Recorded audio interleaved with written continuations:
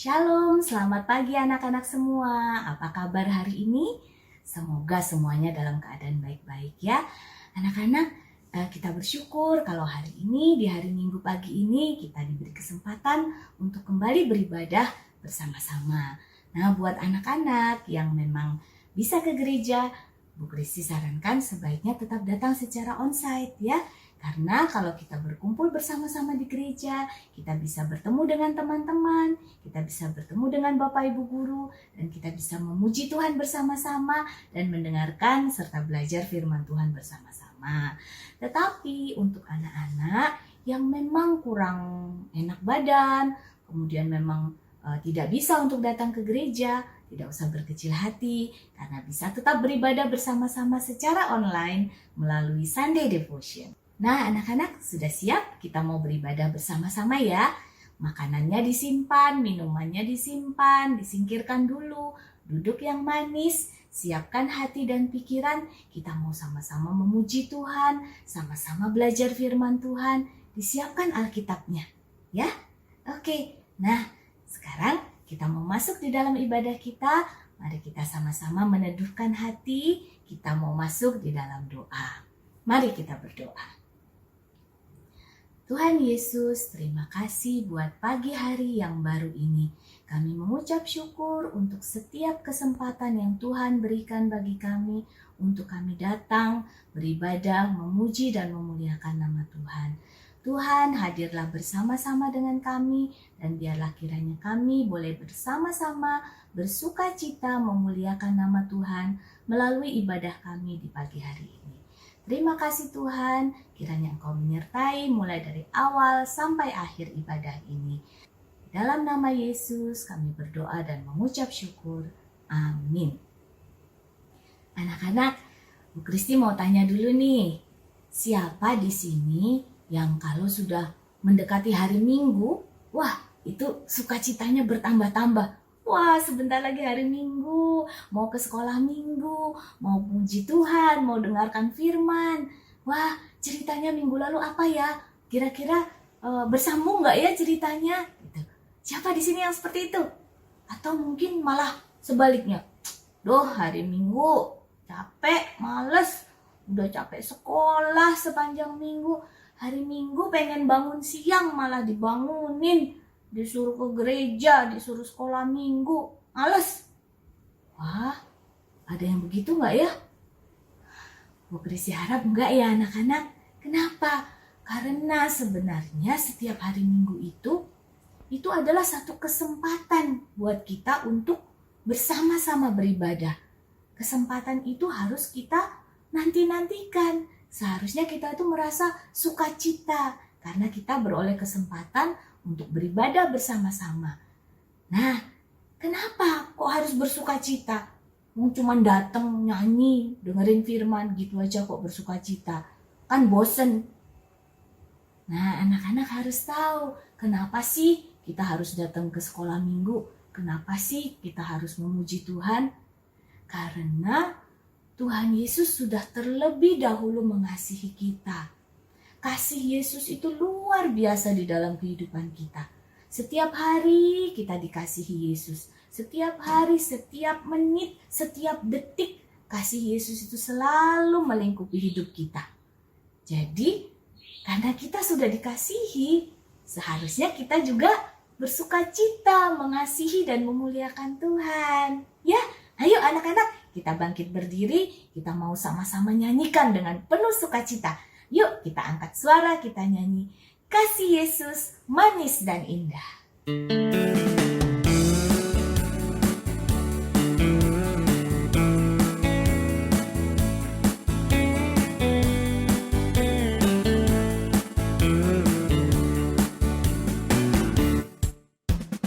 Kasih Yesus manis dan indah, kasih Yesus manis dan indah, kasih Yesus manis dan indah.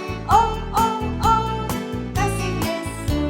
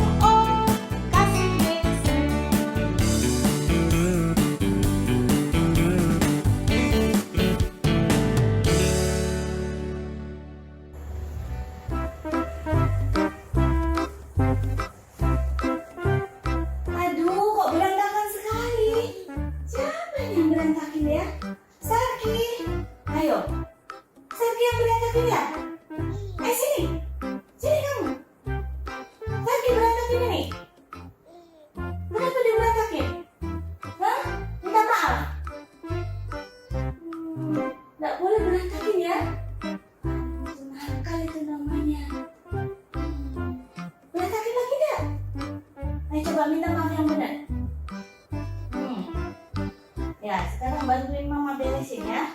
Ya, ini dibawa ke situ.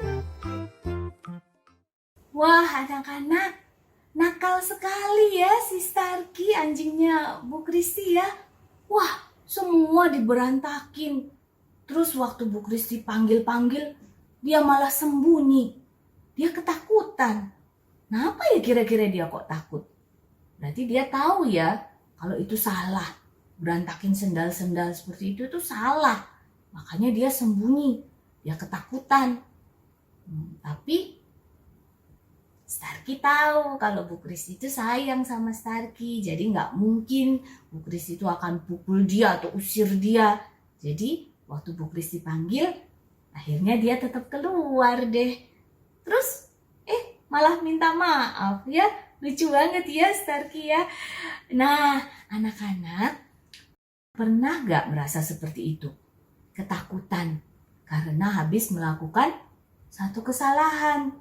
Mungkin ada yang nyontek, mungkin ada yang gak sengaja pecahin piring di dapur, atau mungkin habis berbohong.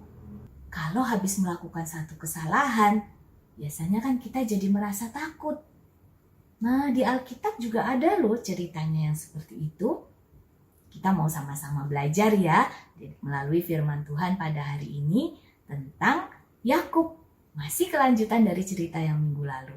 Tapi sebelum kita sama-sama belajar firman Tuhan, yuk mari kita berdoa dulu. Kita mohon pimpinan Roh Kudus supaya kita bisa mengerti apa yang mau kita pelajari hari ini. Mari anak-anak, kita bersatu di dalam doa.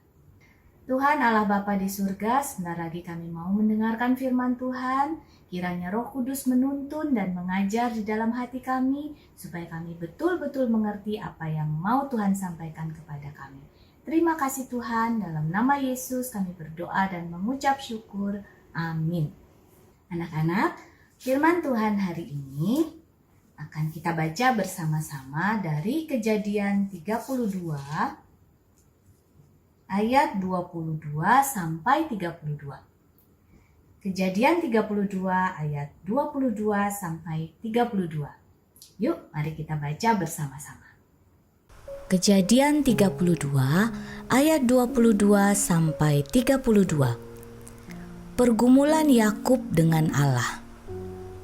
Pada malam itu, Yakub bangun dan ia membawa kedua istrinya, kedua budaknya perempuan, dan ke-11 anaknya, dan menyeberang di tempat penyeberangan sungai Yabok. Sesudah ia menyeberangkan mereka, ia menyeberangkan juga segala miliknya. Lalu tinggallah Yakub seorang diri, dan seorang laki-laki bergulat dengan dia sampai fajar menyingsing. Ketika orang itu melihat bahwa ia tidak dapat mengalahkannya, ia memukul sendi pangkal paha Yakub, sehingga sendi pangkal paha itu terpelecok ketika ia bergulat dengan orang itu. Lalu kata orang itu, "Biarkanlah aku pergi, karena fajar telah menyingsing." Sahut Yakub, "Aku tidak akan membiarkan engkau pergi jika engkau tidak memberkati aku." Bertanyalah orang itu kepadanya, "Siapakah namamu?" Sahutnya, "Yakub." Lalu kata orang itu, "Namamu tidak akan disebutkan lagi Yakub, tetapi Israel, sebab engkau telah bergumul melawan Allah dan manusia, dan engkau menang." Bertanyalah Yakub, "Katakanlah juga namamu." Tetapi sahutnya, "Mengapa engkau menanyakan namaku?"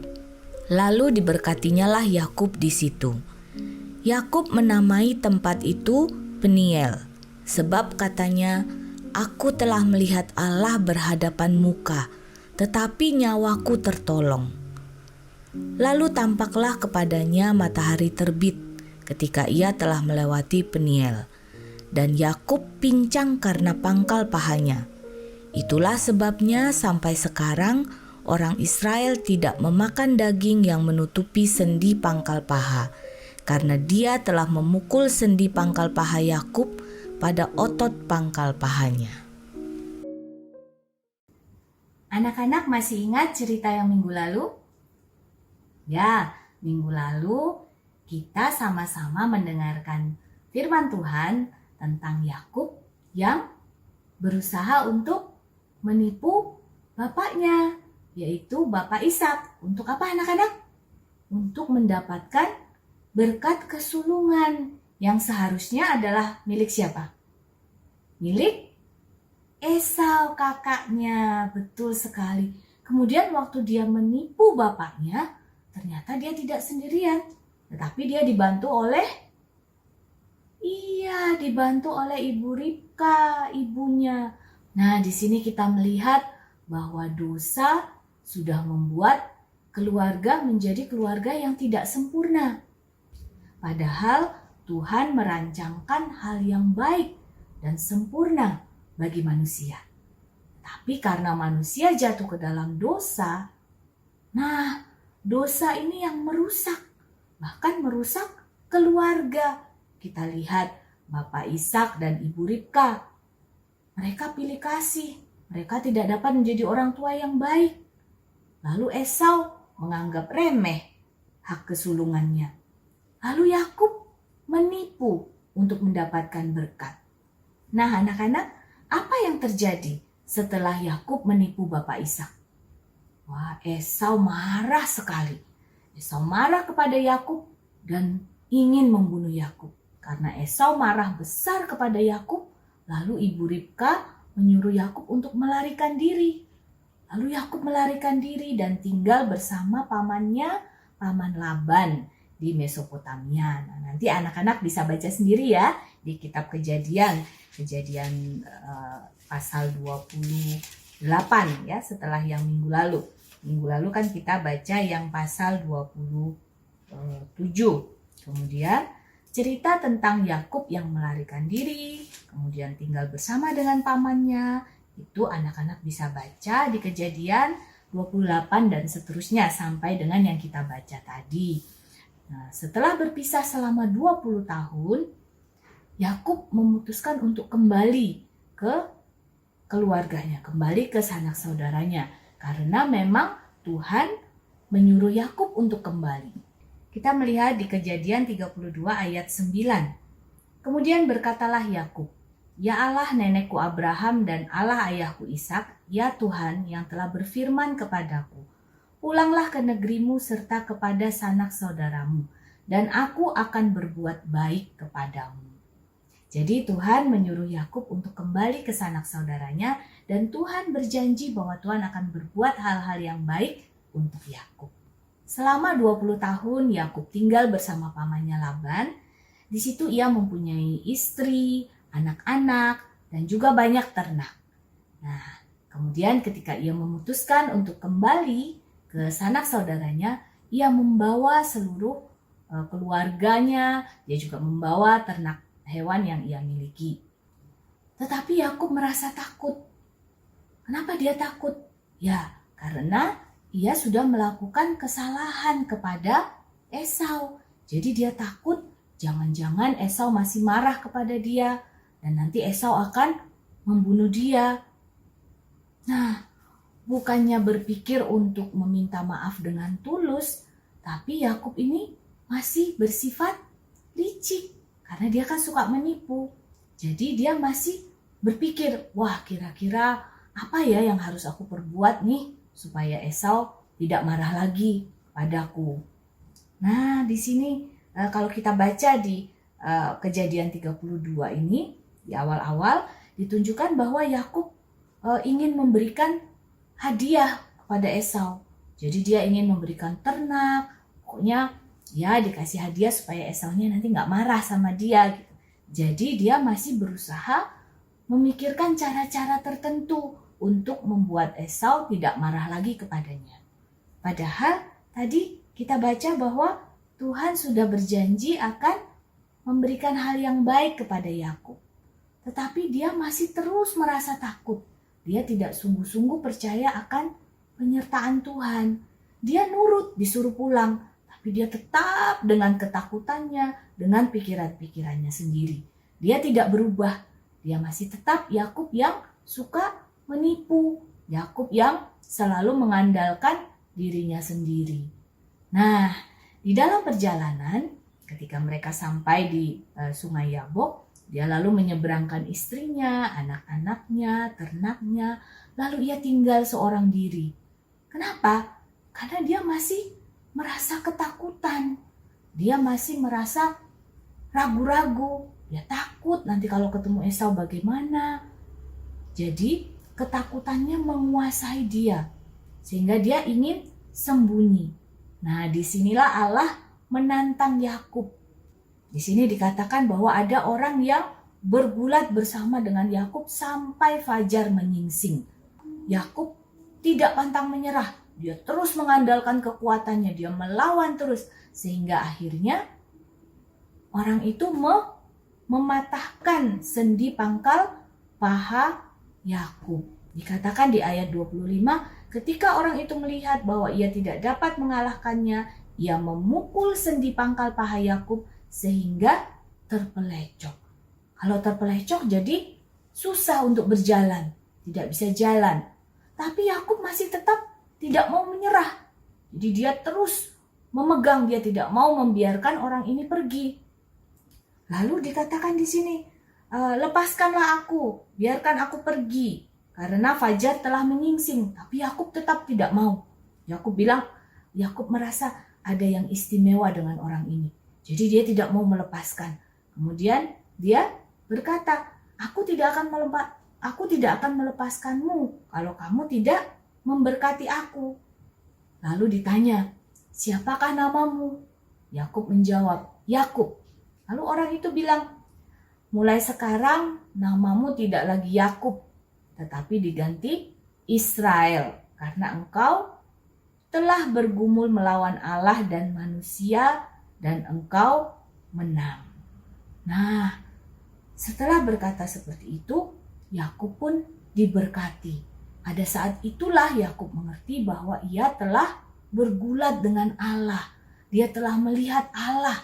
Dia telah bertemu dengan Allah muka dengan muka. Tetapi dia selamat.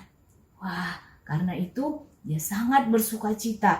Dia menamai tempat itu Peniel. Karena katanya, aku telah melihat Allah berhadapan muka, tetapi nyawaku tertolong. Jadi dia sudah bertemu dengan Allah, tetapi dia tetap selamat. Apa sih artinya pergulatan Yakub dengan Allah ini? Pergulatan Yakub dengan Allah ini melambangkan pergumulan doa bagi orang-orang percaya. Sebagaimana halnya Yakub yang tidak menyerah, dia terus bertahan, dia terus melawan, dia terus bergulat dengan orang itu. Demikian juga halnya dengan orang-orang percaya. Ketika kita mengalami suatu pergumulan, ketika ada hal-hal yang meresahkan hati kita, ketika kita takut, ketika kita merasa sendiri, ketika kita merasa ada masalah yang berat yang tidak bisa kita hadapi, kita membawanya di dalam doa. Kita terus-menerus berdoa sebagaimana Yakub yang terus-menerus bergulat sampai fajar menyingsing. Jadi seperti itulah kita harus terus bergumul di dalam doa. Lalu apakah itu artinya karena Yakub bergumul, kemudian Yakub menantang dan Yakub tidak mau melepaskan, berarti Yakub berhasil memaksa Allah untuk memberkatinya? Bukan begitu anak-anak. Kalau kita melihat ceritanya, memang Yakub bertahan sampai fajar menyingsing. Dia terus melawan, Tetapi kalau kita lihat di sini, dikatakan bahwa orang itu memukul sendi pangkal paha Yakub sehingga dia terpelecok dan dia tidak bisa berjalan. Nah, ini melambangkan bahwa sebenarnya bukan Yakub yang menang di dalam pergulatan itu. Sebenarnya kemenangan itu ada di tangan Allah. Karena kalau kita lihat, Allah yang memukul sendi pangkal pahanya sehingga terpelecok. Sehingga Yakub tidak bisa lagi berjalan dengan baik. Dia tidak bisa berlari. Ini merupakan perlambang anak-anak. Karena Yakub ini seringkali lari dari masalah. Dia menipu Esau, kemudian dia lari. Kalau anak-anak membaca ceritanya selama tinggal dengan pamannya Laban, di situ pun ia menipu pamannya Laban dan ia lari. Ia seringkali melakukan perbuatan-perbuatan yang tidak baik dan lari. Nah, ini perlambang ketika dia terpelecok, dia tidak bisa lagi lari. Kita melihat bahwa Allah yang menang. Allah menang dan mematahkan kaki Yakub. Sehingga di sini tampak ada perubahan bahwa Yakub yang biasanya lari sekarang tidak bisa lari lagi. Jadi ini merupakan perlambang akan adanya perubahan yang akan dialami oleh Yakub. Kemudian kita juga melihat bahwa nama Yakub diubah menjadi Israel. Yakub yang artinya penipu diubah menjadi Israel. Israel ini artinya kemenangan Allah. Jadi anak-anak, perjumpaan Yakub dengan Allah sudah membawa perubahan yang begitu besar di dalam kehidupannya. Ketakutannya, segala kekhawatirannya, semuanya digantikan oleh Allah menjadi sukacita yang luar biasa. Karena ia merasa ia telah melihat Allah, berjumpa dengan Allah, dan ia telah diselamatkan. Demikian juga halnya dengan kita ya anak-anak. Ketika kita mengenal Yesus, seharusnya ada perubahan yang terjadi di dalam hidup kita. Kita bersyukur, kita bersukacita karena Yesus yang begitu mengasihi kita dan mau menebus dosa-dosa kita. Dia menghapus dosa-dosa kita dengan darahnya di atas kayu salib. Dia berkorban, dia memberikan nyawanya bagi kita.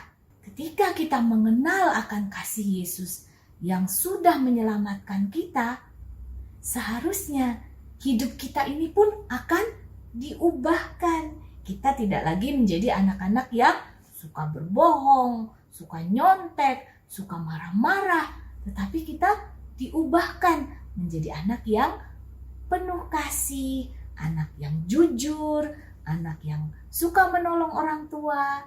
Seperti itu ya anak-anak. Nah, Bu Kristi jadi ingat ada satu lagu yang bagus sekali. Judulnya Sejak Ku Kenal Yesus. Ayo anak-anak kita menyanyi sambil kita sungguh-sungguh ya ketika kita mengucapkan liriknya. Bagus sekali kata-katanya. Ayo kita sama-sama pujikan Sejak Ku Kenal Yesus.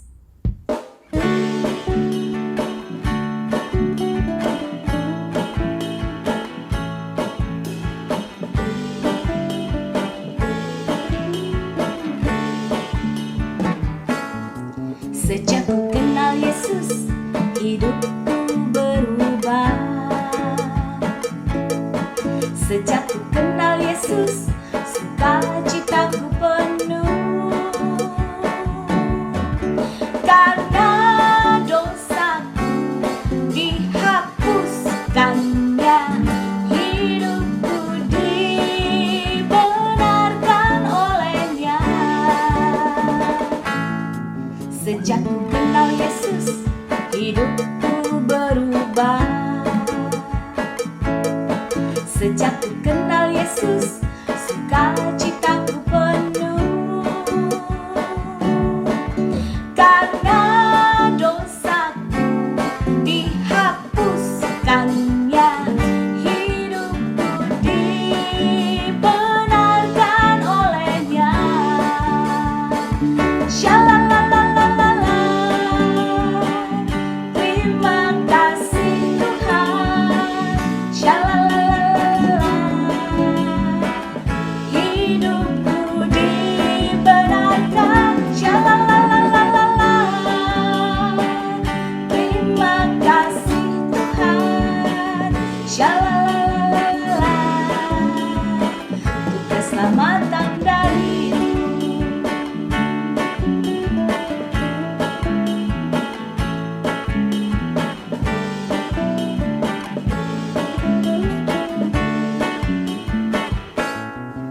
Sejak ku kenal Yesus, hidupku berubah. Sejak ku kenal Yesus, sukacitaku penuh. Karena dosaku dihapuskannya, hidupku dibenarkan oleh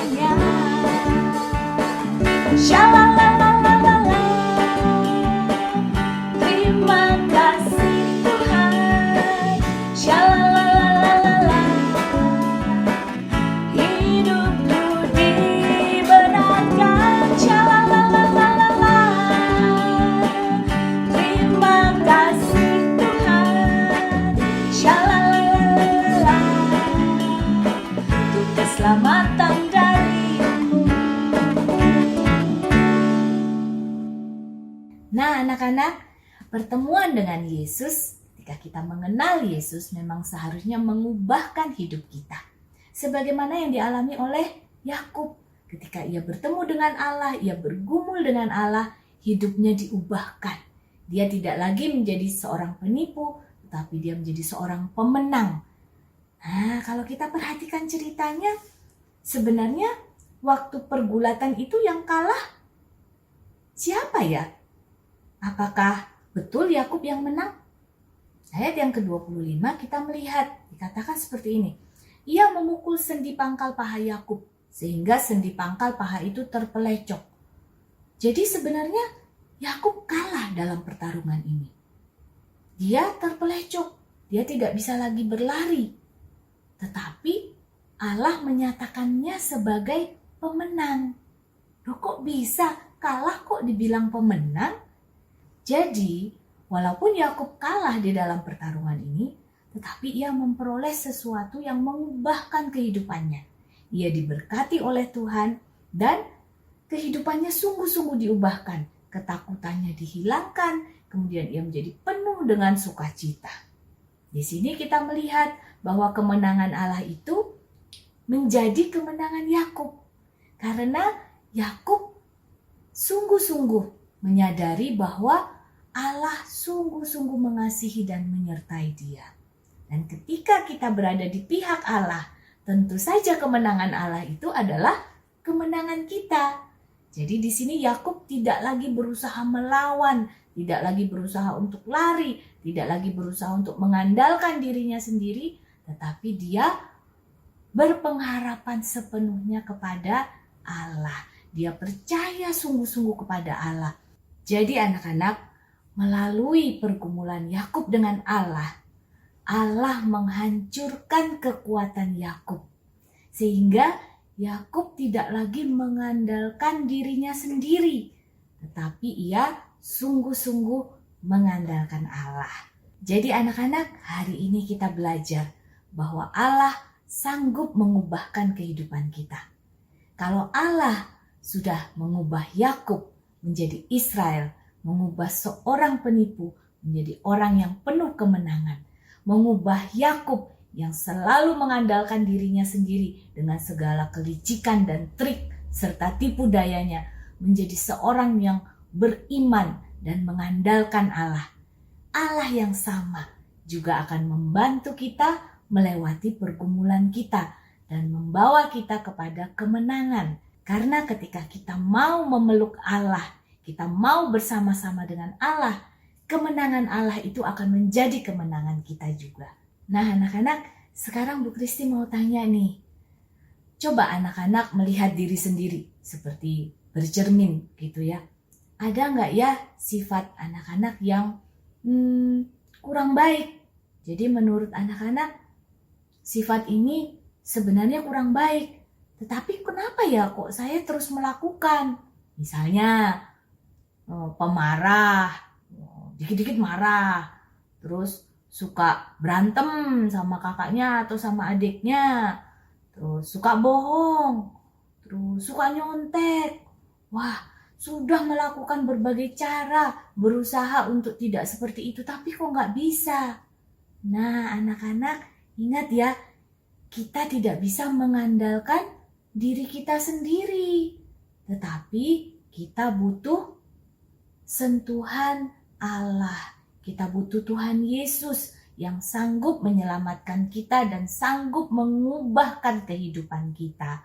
Jadi, kalau anak-anak punya pergumulan, ada hal-hal yang ingin anak-anak ubah dalam kehidupan anak-anak, bawa kepada Yesus di dalam doa. Minta kepada Yesus, Tuhan Yesus, bantu aku, ubahkan sifatku hari lepas hari, supaya aku menjadi lebih baik, supaya hidupku bisa memuliakan Tuhan.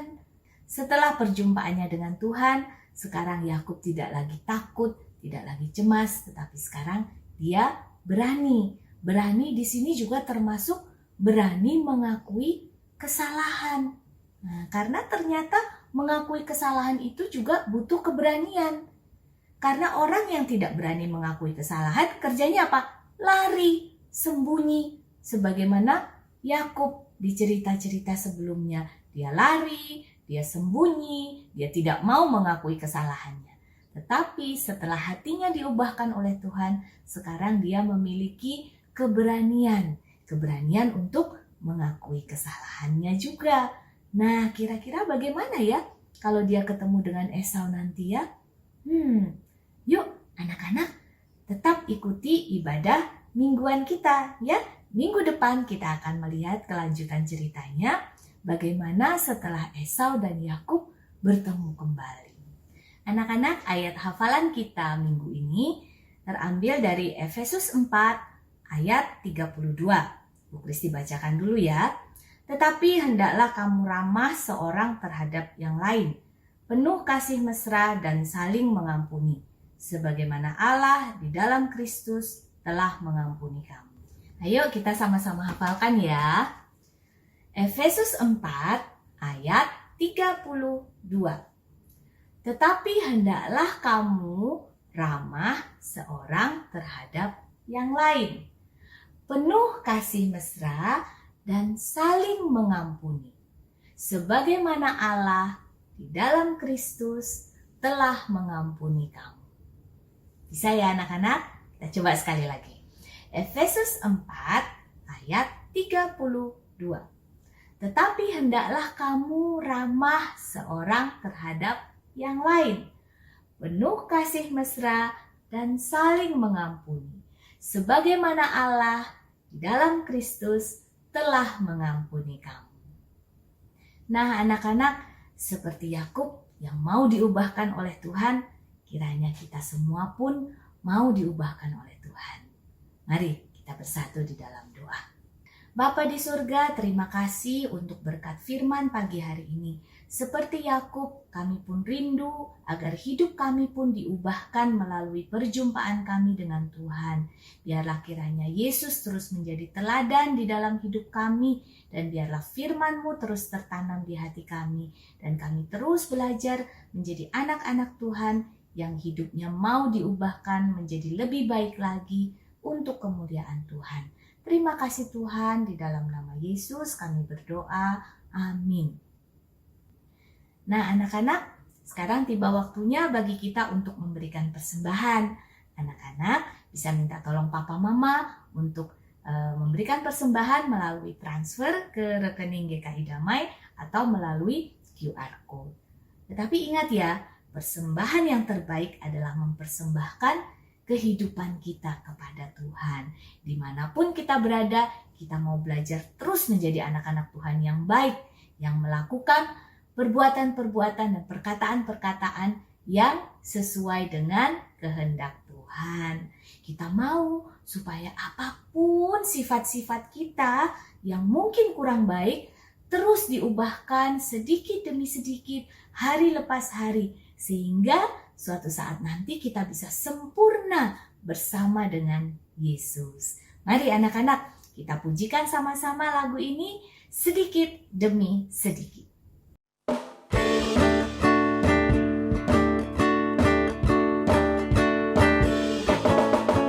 Sedikit demi sedikit, tiap hari, tiap sifat, Yesus mengubahku. Dia ubahku sejak ku terima Dia, tumbuh dalam anugerahnya. Yesus mengubahku, Dia ubahku. Oh juru selamat, ku tidak seperti yang dulu lagi, meskipun nampak lambat, tapi ku tahu ku pasti sempurna nanti.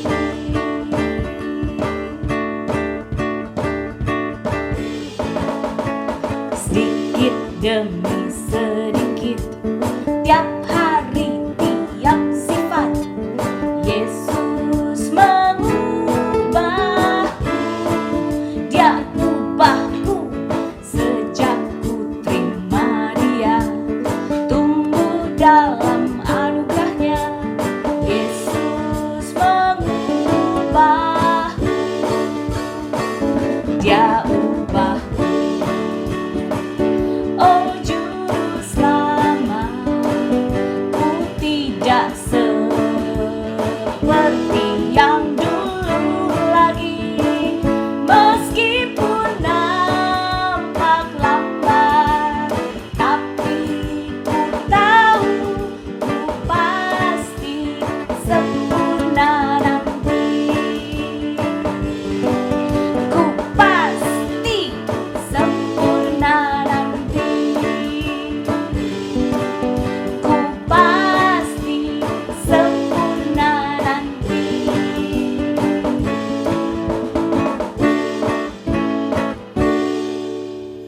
Ya anak-anak, kesempurnaan adalah milik Yesus, milik Tuhan semata. Karena itulah ketika kita berada bersama-sama dengan Tuhan, kemenangan Tuhan menjadi kemenangan kita. Dan kita pun semakin disempurnakan di dalam Tuhan. Nah anak-anak, kita sudah sampai di penghujung ibadah kita. Yuk mari kita katakan sama-sama. Aku percaya bahwa Tuhan Yesus mengasihiku. Dan dengan kasih Yesus, aku mau diubahkan hari lepas hari untuk menjadi semakin sempurna di dalam Yesus. Mari kita akhiri ibadah kita sama-sama masuk di dalam doa. Mari kita berdoa. Tuhan Yesus, terima kasih buat ibadah yang begitu indah di pagi hari ini. Kami mengucap syukur untuk setiap kesempatan di mana kami boleh memuji Tuhan, kami boleh belajar firman Tuhan. Biarlah kiranya firman Tuhan yang kami dengar hari ini sungguh-sungguh tertanam di dalam hati kami. Dan Tuhan, Engkau mengetahui pergumulan kami masing-masing. Ada beberapa sifat yang mungkin perlu diubah ya Tuhan. Kami menyerahkannya ke dalam tangan Tuhan. Dan kami percaya dengan pertemuan kami dengan Tuhan, Tuhan akan terus mengubahkan hidup kami hari lepas hari sehingga kami terus menjadi anak-anak Tuhan yang lebih baik lagi. Terima kasih Tuhan, kami menyerahkan seluruh kehidupan kami hanya ke dalam tangan Tuhan. Dan biarlah Tuhan sendiri yang pakai hidup kami untuk kemuliaan Tuhan dimanapun kami berada. Terima kasih Tuhan, di dalam nama Yesus kami berdoa dan mengucap syukur. Amin.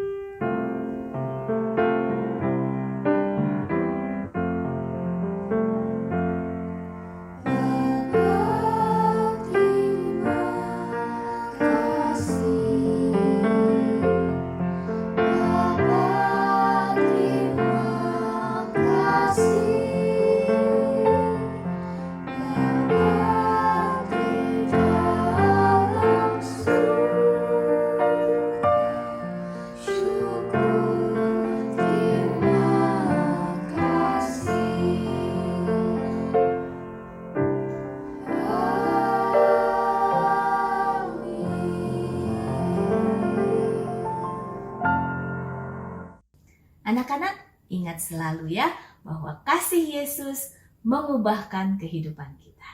Selamat hari Minggu, Tuhan Yesus memberkati.